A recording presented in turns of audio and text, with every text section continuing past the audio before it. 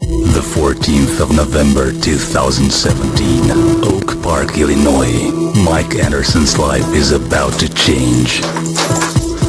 It was pouring outside, so I decided to stay and catch up with my dad on Skype. Maybe watch a movie afterwards.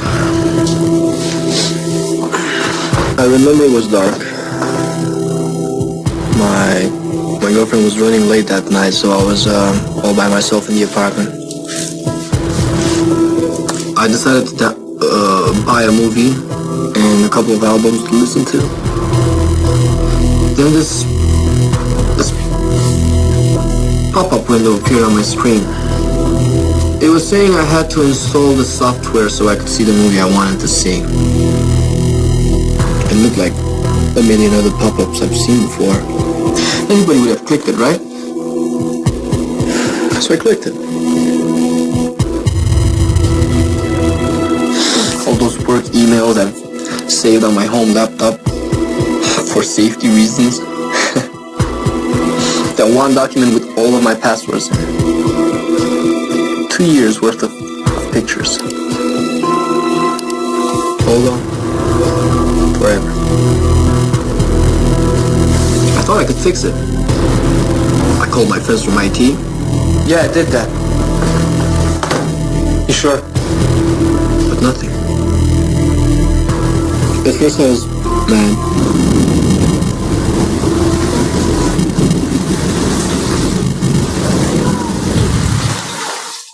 And then became desperate.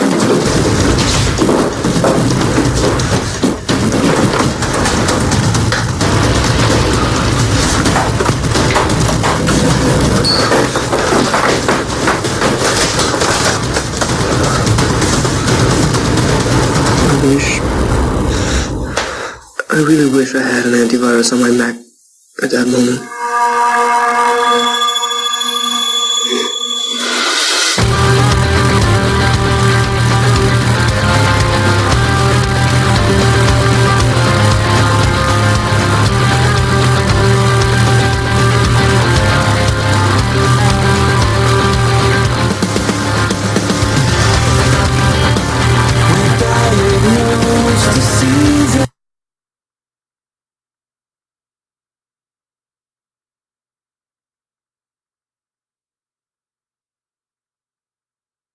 I'm not used to the technology. Does it work now? Cool. Alright guys, thanks for coming. Thanks for taking the effort of going up the stairs after that heavy lunch that you had. I hope this is worth of your time. So my name is Martin VK. I'm going to talk about cookies, Apple cookies actually. So let's get into the most important part of the presentation now. Let's talk about me. I don't want to spend too much time actually telling you about what certifications I have, how much I enjoy long walks on the beach, or how much I like ping pong. But if there's one thing I want you guys to remember about me, is where I come from. So that's the flag from my country. Anybody knows what that is? That's correct. That's the what? True. If you can read it, that's awesome. So that's I come from Paraguay, from South America. When I talk to Portuguese people about Paraguay, the first thing they think about is like, oh, isn't that the place where this guy is from? Anybody remember? That's Cardoso. That's the highest foreign scorer for Benfica, I think, in all history. So we got some good stuff out of there. But if we're gonna relate to the hacker community, do you know what's the best contribution of Paraguay to the hacker community? Anybody want to take a guess? Apart from me. It's this guy over here. That's Ilex Paraguariensis, or mate, which is the main component of the club mate. So, you're welcome, guys. But anyways, let's go back to the flag. So, do you think there's actually a very interesting fact about the Paraguayan flag? It's the only country flag in the world that has two different sides. You have this side, you have that side. This side, that side. Pretty amazing, huh? Now, I want you to focus on this little guy over here. What do you think that is? That's a lion, right? When you think of lions, what do you think of? Right, that's where lions are from, right? So why the hell is there a lion on our country flag?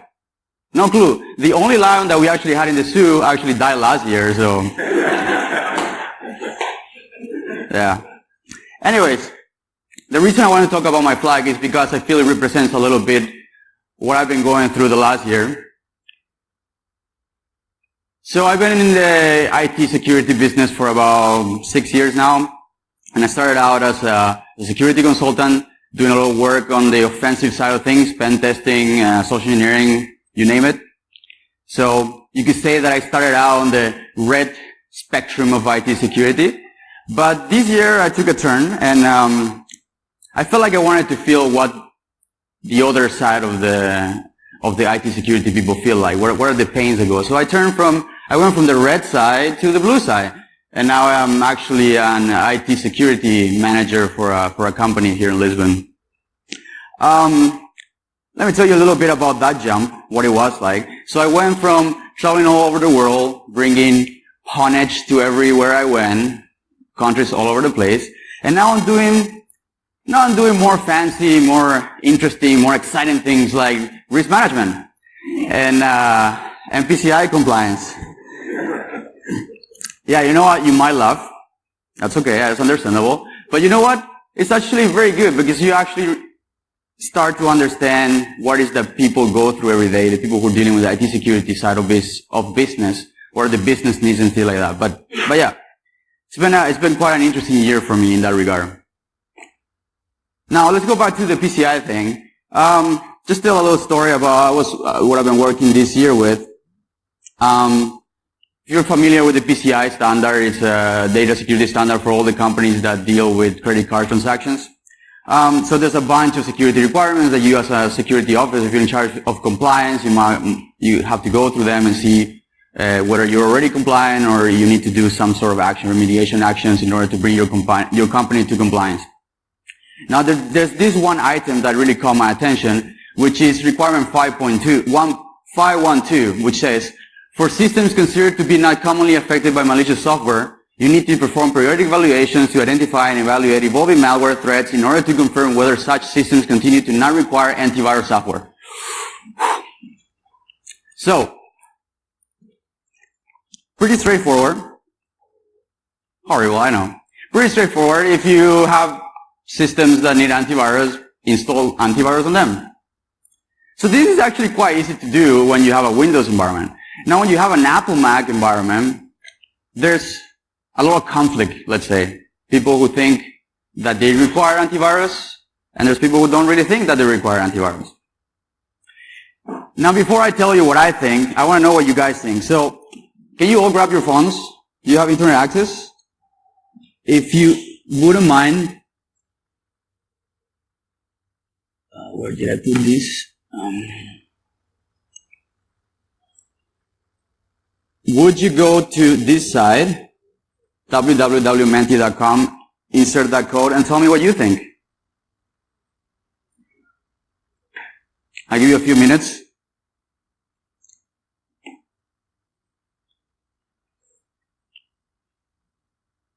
Yes! Woohoo! You got an answer. There's more than one person in this room, I'm sure.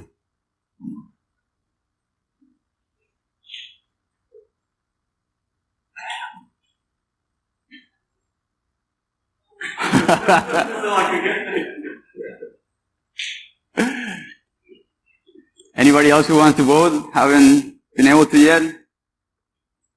Don't tell me what you think I want to hear. Tell me what you actually think.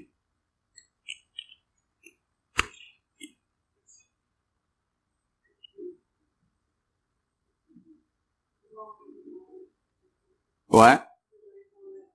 Yeah, I still see some guys trying to click in there. I want to give them the chance to still, unless they're chatting, then I don't really know. I see there's more votes coming in. We have time. Okay. Anybody else? I think we got them all right. Okay, so, alright. We should stop it here. So, you can see there is a disagreement here, right? So let's go back to the press. Alright.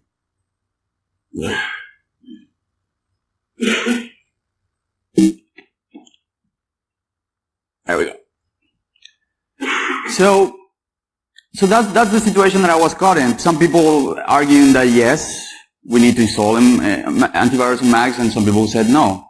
And there are certain common beliefs that make us have this argument. One of them is Macs don't really get viruses. There is not that many Mac viruses out there, really. Macs are inherently more secure than Windows. Macs don't really need security software, etc. Right? So those are the common beliefs that people hold very dear to them, some of them actually. And then I wondered to myself, so I know that for a fact this cannot be true. I mean, there are Mac viruses out there. So why is it that most people think this way? And I'm not talking only about the IT security people in general, but like the general population out there, right? So I started doing a little bit of research and trying to figure out, and among many, many reasons that I found, one that I found really interesting was how much marketing has been put into this. And before I go into that, I'm going to show you just brief statistics that show that 50% of Macs don't have antivirus and 50% of Macs do have antivirus. How accurate that is, I don't know. But it kind of reflects sort of the view that we had in this room, so I will say that it's pretty accurate. On the other hand, only 24% of Windows machines don't have any antivirus solution installed. So going back to the marketing part, Mac and Apple really put a lot of effort in spreading this belief that the Macs aren't really susceptible to viruses. So anybody remember this ad campaign from, I think it was late 2000s, around that time? But for you who know, I'm going to play it for you now. Hello, I'm a Mac. And I'm a PC. Gesundheit, you okay? No, I'm not okay. I have that virus that's going around. Oh, yeah. You better stay back. This one's a doozy. That's okay, I'll be fine. No, do not be a hero. Last year there were 114,000 known viruses for PCs. PCs, not Macs. So, just grab this one. I think I got a crash. Hey, if you feel like that'll help, good. It's a great ad campaign. Actually, they run a lot of, not only on security, but on everything around Mac. There's videos on YouTube that have the all the ads, so I would suggest it's really fun to watch. Anyways, back to this. They pushed really hard on this marketing campaign and spread the knowledge, the belief that the Macs were not really, they were way more secure than Windows, not susceptible to viruses, even though that they did versions of this same ad. You have the one in the US, one in the UK, and even a Japanese version. Now, if you're all wondering what the Japanese version of Justin Long looks like, well, I have it right here for you. どうも、Mac です。こんにちは、パソコンです。ちょっと、大丈夫？大丈夫じゃないです。肺炎のウイルスにかかっちゃって。近寄らないで。今年のは本当に厄介ですから。僕は平気。いやいや、強がらないでって。去年なんて11万4000のウイルスがパソコンに出回って大変だったんですから。Mac はウイルスは大丈夫。やばい。どうした？クラッシュします。それで楽になるの？そう思います。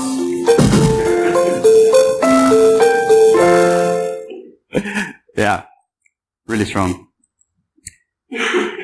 But of course, it's not only marketing. I mean, there is a very good reason why there's more virus for Windows out there than for Macs.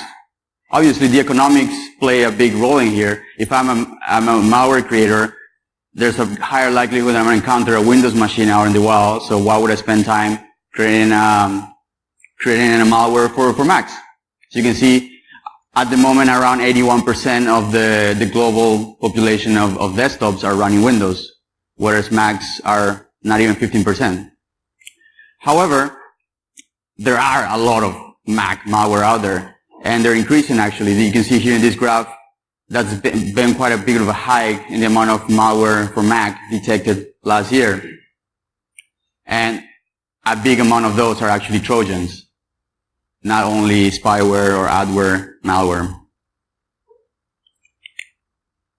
Now, let's get to Xprotect. Some of you say, okay, Martin, come on. Macs already have an antivirus built in, so why do I need to install a third-party one? What's the point in that?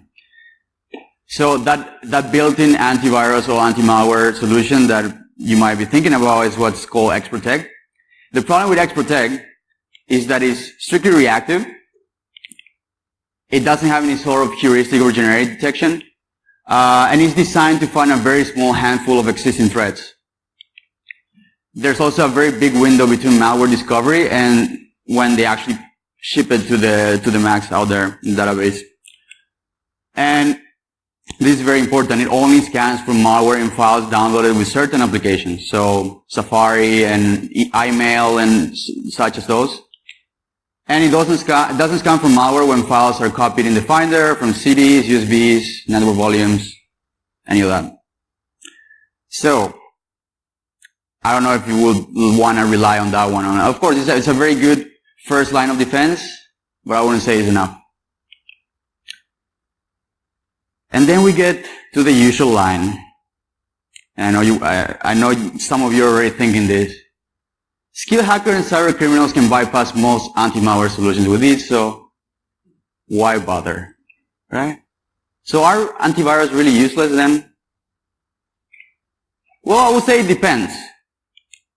And I would want to quote some of the IT security pros in the industry from the Twitter sphere to prove my point or to back my point. I think one of the big problems with InfoSec is a lot of people are quick to discount a solution because it's not perfect. So many conversations revolve around, I can get around that, so it's useless, or it doesn't defend against X, so why bother, right? That's what I was talking about. But I really want to quote a line that's been used by Troy Hunt, that he usually talks about password managers in this case, but I think it applies very well to antivirus here. Password managers, in this case antiviruses, don't need to be perfect. They just need to be better than not using them, which they unequivocally still are. Right? There's still another one, another line that I usually get is that when you install an antivirus in your system, you're actually bringing in an extra component that could be vulnerable, that could be exploited by adversaries. So, doesn't that defy the purpose of having an antivirus? Well, I would say no. So let me quote this Jake Williams here. I can't stand when supported security pros recommend uninstalling antivirus because it might have vulnerabilities. This is like telling police officers not to wear bulletproof vests because they restrict range of motion and increase risk of stabbing. Both these represent risk models. And that's the key word there, risk models. So if you think in your company or the people who you handle security for, if there's a higher likelihood that a skilled hacker will design a specific malware for the specific version of antivirus that you're running at the specific moment that they get infected, as opposed to them just going to a website, downloading a file, a regular virus malware, and clicking and executing. If that's your threat, if your risk model, your risk assessment tells you that, then okay, don't install an antivirus. But otherwise, I think most of us will be safer in a world where every computer has some sort of anti-malware software installed. Okay, now tell me, okay, Martin, you've been talking a lot, but show me something. Like make your point with something real, and that's usually the case when you're trying to make a point in any company. They don't want to just look at graphs and data. So they want to see some real proof. So this is the moment I thought to myself, okay, what's a good way to show the potential impact of a compromise of a Mac on real life? And then I thought, what could I use to showcase this in a good way? And then I remember, oh, how about cookies? So many of you have no idea what I'm talking about here, but I'm going to talk now about CookieMonstruo, which is a tool that I actually developed and presented last year at a couple of BSides conferences as well. And I thought that using this tool in an Apple environment would be a good way to show how susceptible Macs are actually to malware, and what can happen if they get to that point. So let me see what I have here. Okay, before we move on with the demo part of the presentation, let's do a little bit of a recap about what cookies are. Sure, most of you are familiar, but it's always nice to refresh. So this is the Cookies 101. You have a browser, you have a server. So the first request, you will be sending your username and your password, and then the server will create a session in the local server database, and then will attach a cookie to the response, which will be returned to your browser. And then from there on, the cookie will in essence be replacing your credentials in order to keep track of that session that has been established with the server. The cookie in this case being just a long string of hopefully random characters. So the main point to get from this is that the cookie becomes your username and your password at that point. Now, the problem the problem that I've seen with IT security articles and so on that talk about how to protect cookie security, is that they tend to focus too much on the network side of things. But they tend to forget that the cookies actually reside in your local database. There's actually a cookie jar in your computer. So we take a look here. That is the location of the cookie files for Chrome on a Windows environment, which is just basically a SQLite database. And the same here for Mac. It's located in this folder. We have here the cookie file, which again is another SQLite database for Chrome. Now we take a closer look to this. For Firefox at least, this is the same situation. You have an SQLite database where you store all the cookies values, and this is how it looks like. You have this column, which is the domain that the cookie belongs to, and then you have some other attributes like the name and of course the actual value of the cookie. That's for Firefox. Now for Chrome, it's very similar. The structure is quite similar. You also have here the domain or the host the cookie belongs to, and the name of the cookie. However, if we try to look for the value, you're gonna see this. There's this column here which is called encrypted value, and you see a blob of binary data. So Chrome actually encrypts the value of the cookie in your local storage, unlike Firefox, which just exposes in clear text. So what is this CookieMonstruo? Why did I wrote it? Why did I write it and present it last year? Well, it's basically a post-exploitation script. So it means that you should already have access to the file system of your victim. And it should help you as an attacker to dump the local cookie storage, decrypt it if necessary for the Chrome scenario, and identify active sessions. Now let me show you a little demo. I hope it's visible enough because this projector is really bad. So on this side we have a Windows computer with a Chrome browser, and our friend here will log in.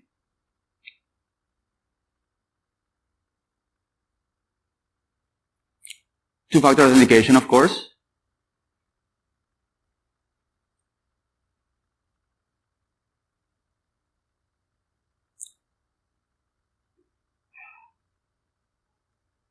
And now we have established a session with Facebook.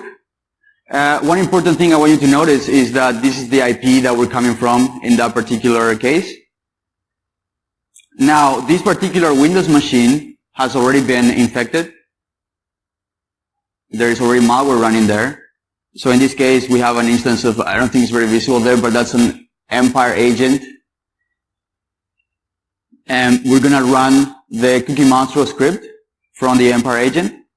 What this is going to do is it's going to dump the values of the cookies, in this case for Facebook.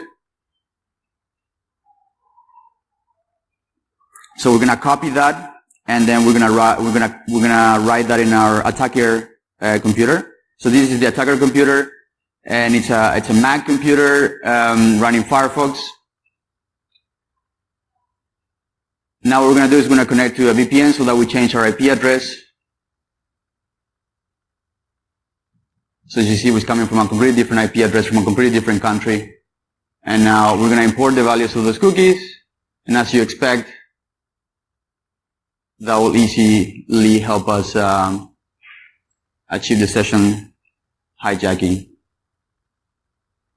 Right? So I think that the important thing to notice here is this is a very great way to bypass two-factor authentication in one way. And also, even though we're coming from a completely different computer operating system, a completely different browser, and a completely different country and IP, the system, so that Facebook still allow us to reuse that same cookie to gain access to the session. All right.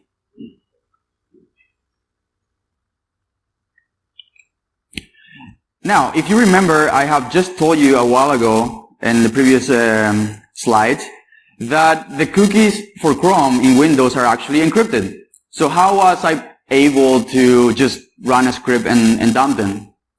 Well, yeah, they're indeed encrypted. However, this encryption on Windows is done on the user level by leveraging the data protection API provided by Windows. So that means that any process running on the same user context can access the data. So in this case, as the user was infected and we were able to run malicious code within the same user context, then by calling this API, they will provide us the keys to access the Chrome cookies. Now, on the other hand, we have Mac. And it's a little bit different on Mac. The Chrome also encrypts the cookies. However, they leverage the keychain for this, and the encryption is done on application level. That means that even if you're running under the same context as the user that you're trying to compromise, you still will not be able to access the value that is stored in the keychain in order to decrypt the Chrome cookies. It's only the Chrome process, the one that's able to access these keys. So that obviously creates an extra hurdle that we need to bypass as attackers. So here is on the Mac, on the keychain, we have here the Chrome Safe Storage, and we have here the Chrome Safe Storage password, which is used to encrypt the cookies for Chrome. All right. So now we're going to do some actual live hacking, hopefully. So guys, this is actually my first time doing a live demo. And my first time also speaking at BSides Lisbon. So I want to celebrate that.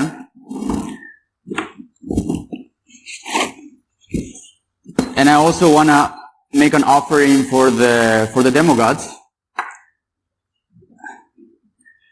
And I'm also really don't like to drink alone. So if anybody want to join me for a shot?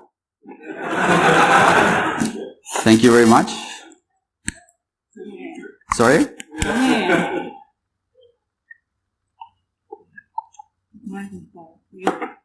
Yeah. 24 hours. 24 hours. To the demo gods. Woo. Thank you. Oh. You earned this.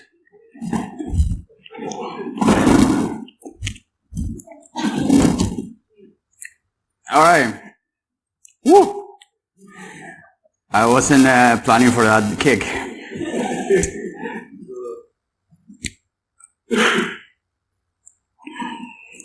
All right, let's get rid of this press for now. I'm going to clear all the browsing data first. So this is Bob's machine. Now we're Bob. So Bob has a Facebook account. It's already here. And I don't remember the password. I hope I remember it. Of course. Yeah. What? Oh, good question. What was the password now?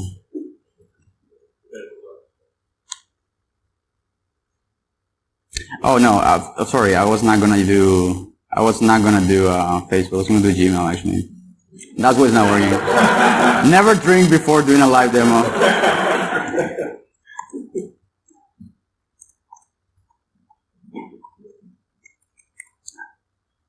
All right. Hopefully this one works. Hey, awesome. Of course, Bob really cares about security, so he has two-factor authentication enabled. Just find it quickly. Here we have it.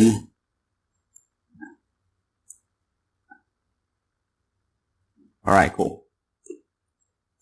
Now, let's log into another account that Bob has.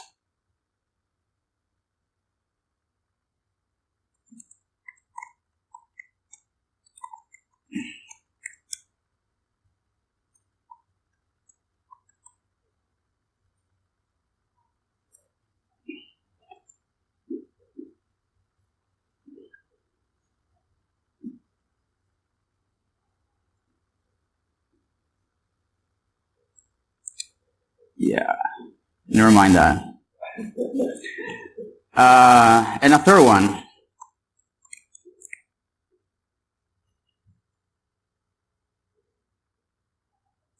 And of course, I don't remember my password.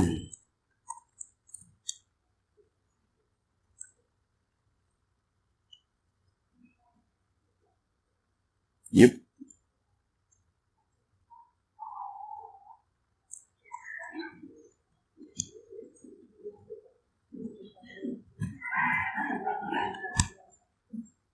Woohoo! I'm not a robot. Storefront? Which one is a storefront? I guess these ones are storefronts. Traffic light. Talk about no friction security.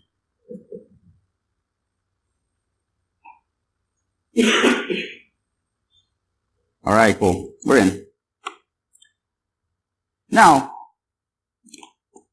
Bob really cares about internet security. He has two-factor authentication enabled everywhere, so he's a safe guy. However, Bob tends to forget to lock his screen when he is not in front of his computer.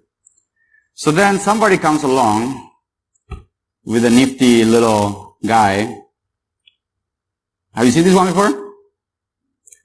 This is a keyboard.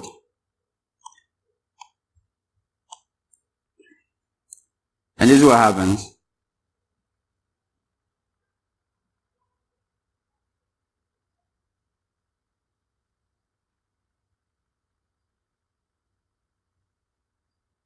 Oh.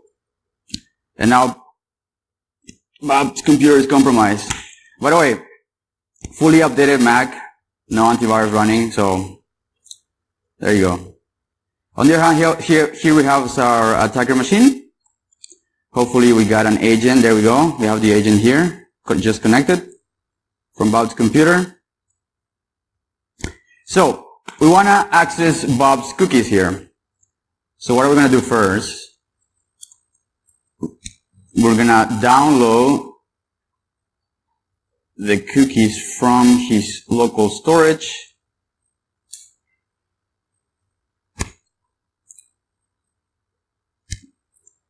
But as I told you, those cookies are encrypted, so they're not any use of us unless we're able to decrypt them first. And in order for us to do that, we need to get access to his keychain. So we're also going to download his keychain.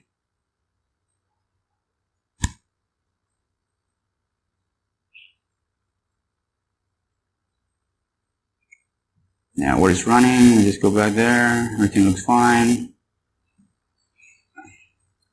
Okay, so if everything went right, we should have his the files here. Is that visible? Yeah. Let me see if I can. Yeah, it's not really working. Let me see if I can make the terminal bigger.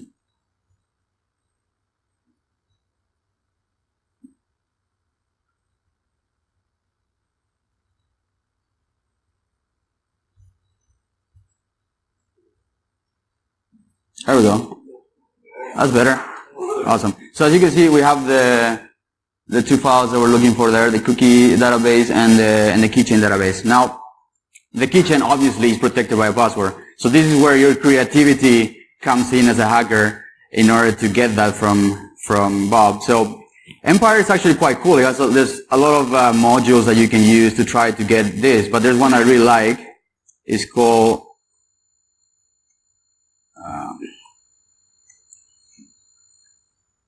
collection, OSX, and prompt. Because of course, what's the easiest way to get a password? Just ask for it, right? Now this prompt module is pretty cool. It allows you to impersonate an application that is running on Mac and with a prompt and ask for a password, basically. So in order to look at the list of applications that you can target, there's an option called list apps. We're going to set that one. We're going to run it on our current agent, and this should tell us the list of applications installed in the Mac. Now, it's up to you to choose something that will trigger your victim and actually make them give you what you want. I like to choose applications that are usually security focused, so there's a little bit of trust. In this case, I'm going to use this one. Viscosity is a VPN client. Usually asks you for passwords every now and then, so it's not too uncommon to see this. So what we're going to do now is I'll set the list apps. I'm going to use the app name. We're going to set it as Viscosity, right?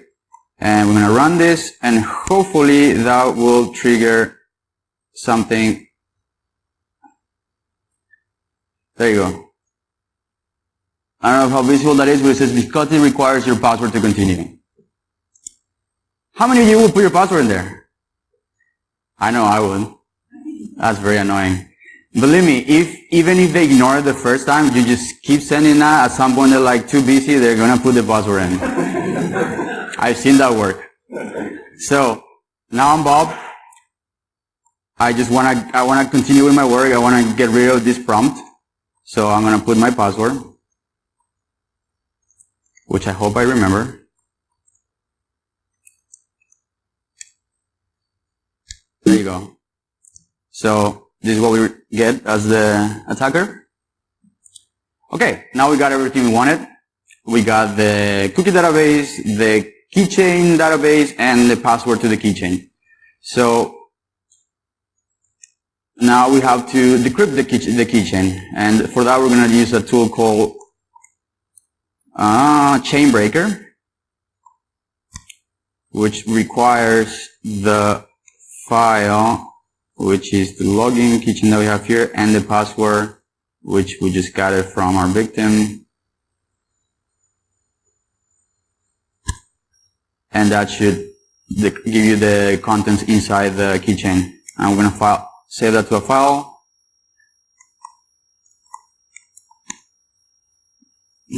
Alright. Now what we want is to find the key that is used to encrypt the Chrome cookies. So we're going to open that keychain file, and we're going to look for the Chrome safe storage here. You can see it here. And this right here is the password used, or the key used to encrypt the cookies on Chrome. Now, and this is where our tool comes in, we need to use that key in order to extract the cookies that we want. So what we're going to do now is go to CookieMonstruo.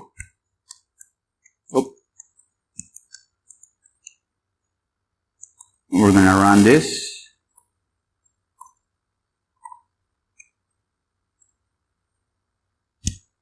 And it requires the password, which we just got from the, where is it? Here it is.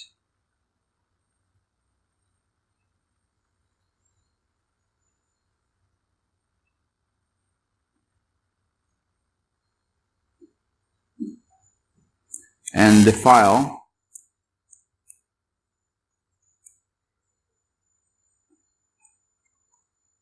which was cookies, just cookies. So we're going to run that. And now we have the cookies.txt, which is the output of CookieMonstruo, which contains all the cookies in Netscape format. So now we continue this. We're going to use this video tool called Cookie Manager, which you can download for Firefox. And we're going to import the cookies that we just got access to, which was in here. Here we have the cookies that we just created. And we're going to put that on our cookie jar default. We're going to import them. Now, what I want to do is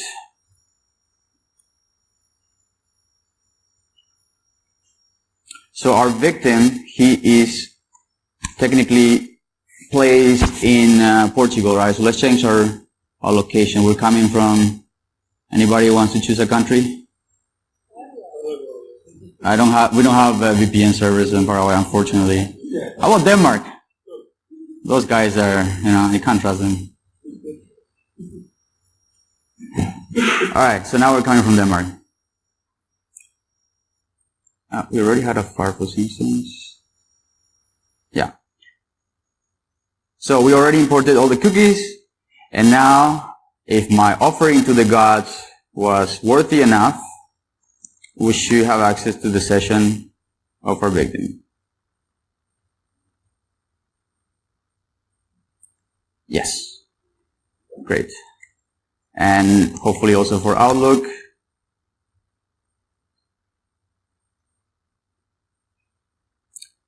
And hopefully also for PayPal.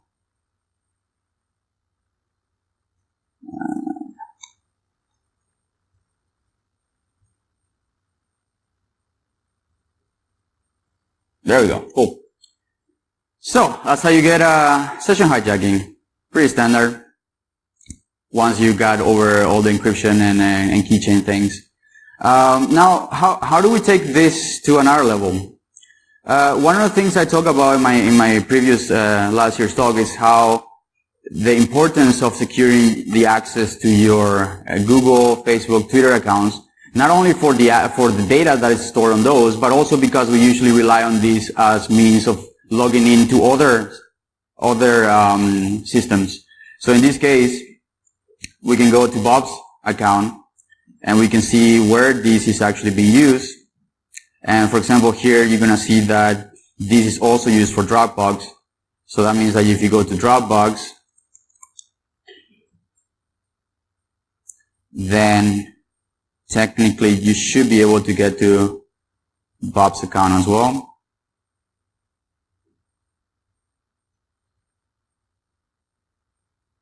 Oh, of course, it's a live hacking, so this didn't work.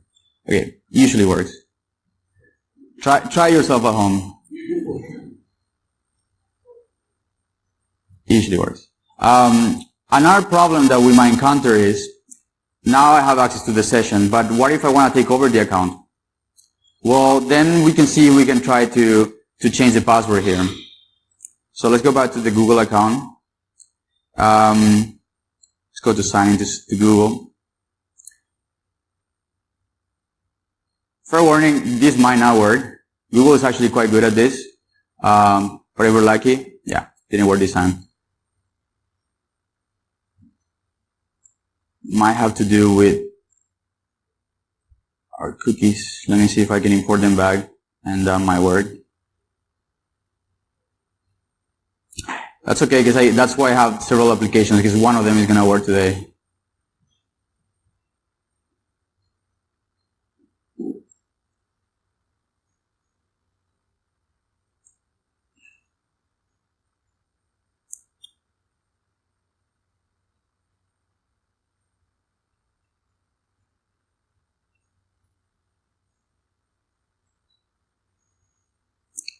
See if we can get back to the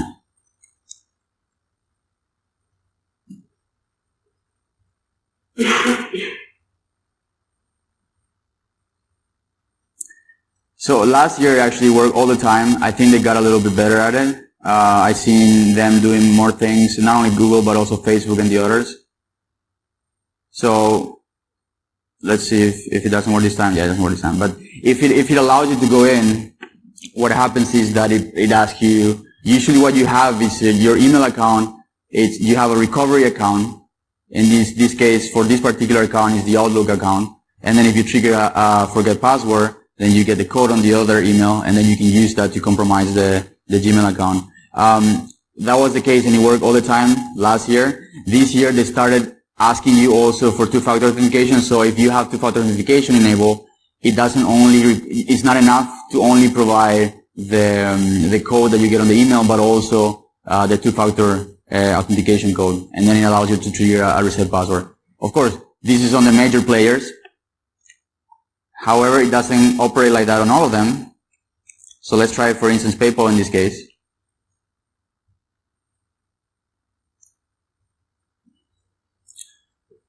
Funny thing, you can actually send money with just a session.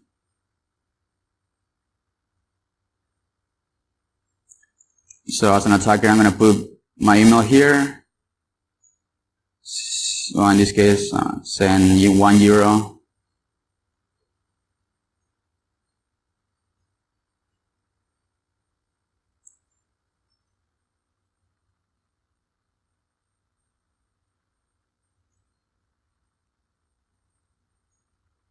You can actually send money. Doesn't require you to re-authenticate or provide any sort of thing. And if we're going to try to do account compromise, see if this works. As you see, I can see here what is the email that is associated with it. So what I'm going to do now is to open a new private window so I don't lose my session. I'm going to go back to PayPal. Now I'm getting all in Danish because I'm in Denmark. Forget my password. And we already know that.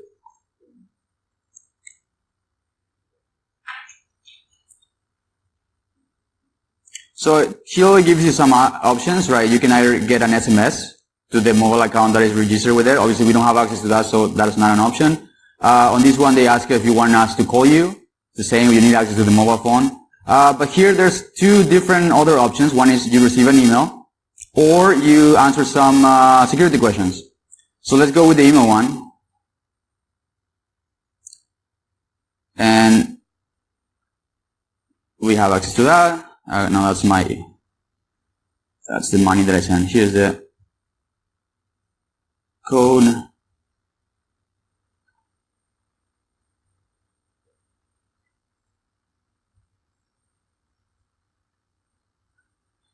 And now, because you have other means of authentication, it doesn't just allow you to reset your password, as I was telling you, with just that code.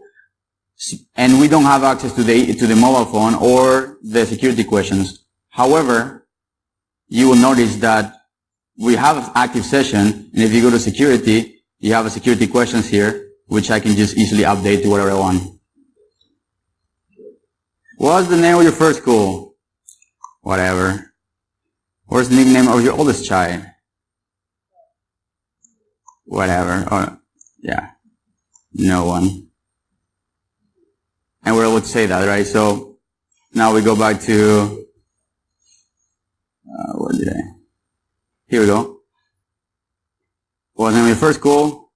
Oh, this one is still with the old one. Interesting.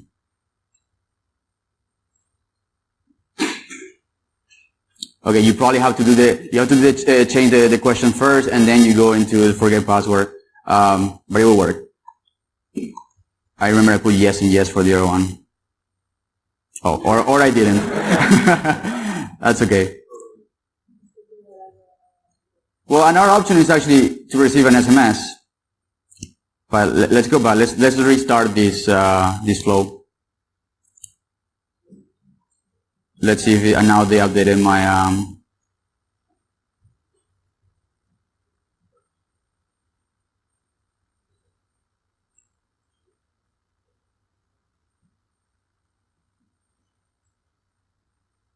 so receive an email.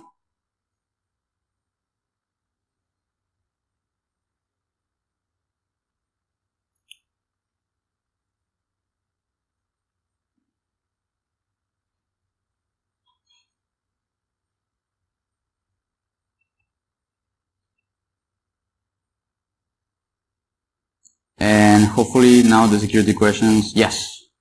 What was the whatever? And no one. Right? And now you can set your own password. Oh, I don't like whatever. Please don't hack me. What is this? Oh. Hurry.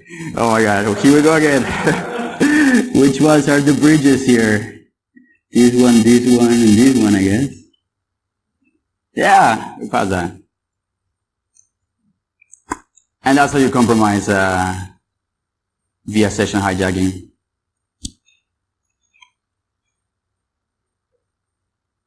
Alright, let's go back to our...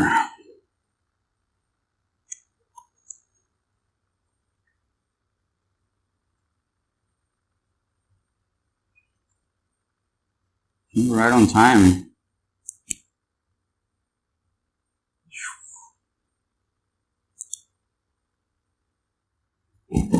Cool. That was fun. So, conclusion. For PCI, I don't really have a good argument against installing AVs on Macs, and I hope you don't have any good arguments anymore either, at least when it comes to compliance requirements. Secondly, for pen testers, cookies can sometimes be more valuable than passwords, so if you got access to the file system of your victim, don't try to just go for passwords and store secrets like that. Try the cookies as well. You might get lucky there and you might get far with that. For devs, strong session management, really important. If you can, if your web application that you develop allows you to implement this, don't allow concurrent sessions. Also, this is very important, this I didn't talk about. What would happen if you, imagine you're a developer of a web application, which also uses session tokens that can be used like this and hijacked like this. If I go into your local cookie database and I steal your cookie, and then I delete that cookie from your system, that means that you can no longer sign that cookie out of your system, and I'm the only one who have access to that one. So if that happens, how do you kick me out of the system? So Facebook and Google and the big ones, they provide you manual checks of the active sessions so you can kick them out, anybody out. But many applications don't have this functionality. So what do you do in those cases? Very important to give the functionality of a user to terminate the sessions themselves. Also, whenever you trigger reset password, if available, you should require two-factor. Don't just trust that the token that is provided via email is not going to be compromised. And that's it.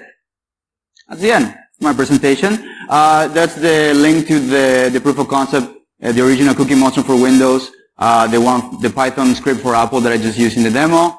I also recommend you take a look at, if you have the time, to take a look at my last year's presentations in BSides Munich and BSides Ljubljana. It should be 2017 here. I don't know, it's 2018.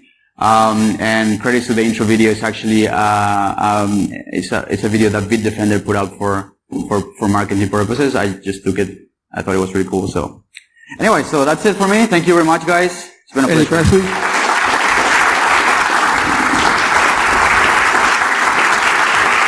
Thank you, Martin. Any questions? No questions. Hi. Yes. You're fine. Do you still have the Gmail session open? Sorry? Do you still have the Gmail session open on the attacker's computer? Because I'm curious about the details of the Google account. They usually flag. Right. I didn't show it. This because I covered all of that in the previous presentation, actually, last year. I don't want to go too much into that. That check is only done on authentication. So usually, though, they're not double checking every time. What you will see is, on Google at least, you will see that if it's coming from a different country, different IP, you will see it there, but it will not trigger any alerts. Because it will just assume that maybe yourself, you got into a VPN or something, you change your IP, so it will not think that it's coming from a different computer. Okay, it doesn't trigger anything. It doesn't trigger an alert. If I'm changing your passwords, things like that, it will trigger alerts, obviously. So my recommendation, if you're going to do this, you might do it while at a time when the victim cannot react, like when he's sleeping maybe or something like that. So like I said, if you want to know more about it, I'd recommend look at last year's presentation. I go more into detail about those little things and some other situations that might happen. This was more focused on what can be done in Apple. But yeah, okay, thank you. Thank you. Wait. Okay. Anyone else? Okay, thank you very much. Thank you, guys.